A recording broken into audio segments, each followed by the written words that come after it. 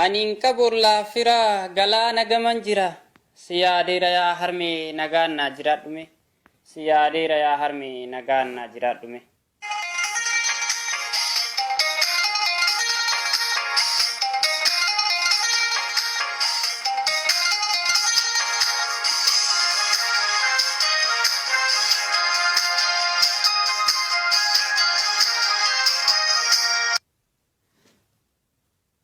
haadhatu yaa haadha nadeesse yaada kee imimmaan ijarra garroobse si yaadee yaanni kee mataa na wareerse rakkoo jireenyatu sirraa na fageesse obsaan na eeggadhu yoo garaa dandeesse obsaan na eeggadhu yoo garaa dandeesse angaraa hidhadhee qabattoon jabeesse sabbataan hidhadhu atis yoo dandeesse asitti hinafu nan dhufaa shullise dhiifama aayyotoo nasitti balleesse haqanarraa qabdaa cinqamtee na deesse haqanarraa qabdaa cinqamtee na deesse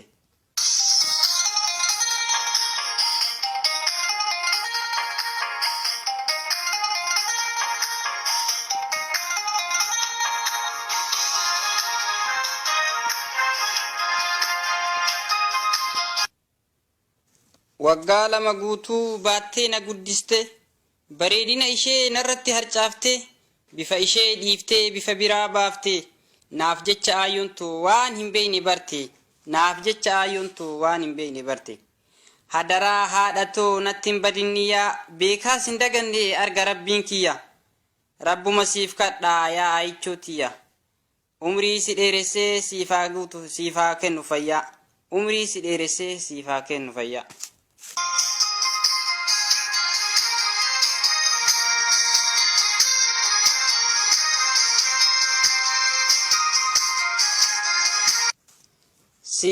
siyaade ayyooto siyaade qaama fi qalbiin too si arguuf rarraate si obsuu dadhabee garaan na hammaate hammeenyi jireenyaa sababa nuttaate si arguu hin dandeenye fageenyi hammaate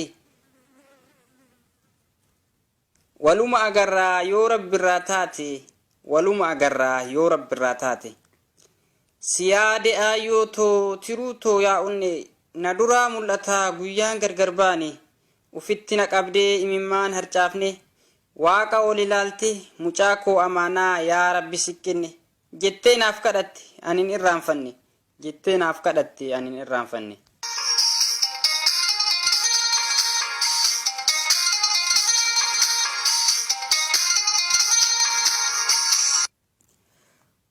wallaahi ayyooto takkaas hin daganne halkan guyyaa boohaa waasin irraanfanne hadaraa ayyooto akkanatti mufanne osoo dandahame umrii kan koo irraa waggaa 5 siif kenne waadaa gooti kuni kayyoomuun diigamne jireenya tohammaatee dirqiin gargar baane akka nama du'ee jiruun adda baane hin duune ni jirta akkasin obsine hadaraa yaa rabbii ansitti ol kenne nafsi haadhatootii akkanarraan fuune osoo isiin argin anis akkan duune imimmaan koo kunis akka lafan buune naaf taasis ayyooto shamarran jannataa tayyoomuun dulloomne naaf taasis haadhatoo shamarran jannataa tayyoomuun dulloomne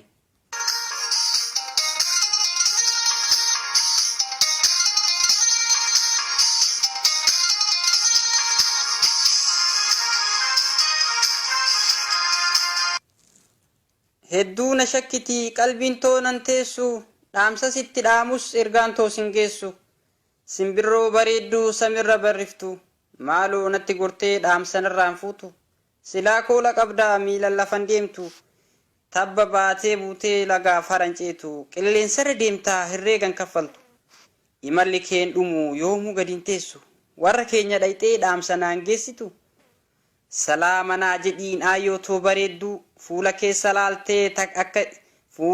laaltee akkana yaadattu xiqqoo bira teettaa daftee biraan deemtu ufitti naa qabdee qaama ishee guutu hafuura morma ishee fuutee kanaaf iddu kayyoo beelahillee soorata naaf laatu kayyoo beelahillee soorata naaf laatu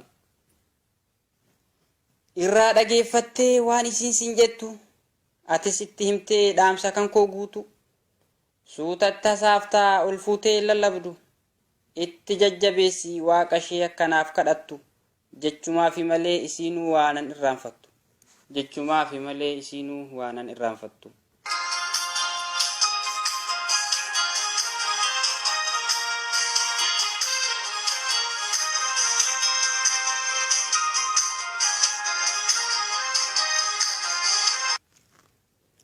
Ayyoo qofaa miti abbaan kootis jira.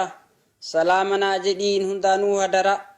Hin irraanfatinii ittimi waan mara. Isin yaadee jira yaa obboleeyyan gara. Isin yaadee jira yaa hiriyoottan fira. Kan waliin dhalanne dhiira fi shamara. Tapha keenya durii barzaa fi qarrirra. Waldhaansoo fi dhiitoo yeroo horii bira. Hedduun isin yaadee yaa ilmaan abbeera. Nyaadhee dhugee rafuu yaada keessanirra. Wal nu haa agarsiisu ayyaanni dachirra. wal nu haa agarsiisu ayyaanni dachirra. Qopheessa walaloo tana ani Isaama Dhalataa Arsii Asallaa Balee Gasgaar.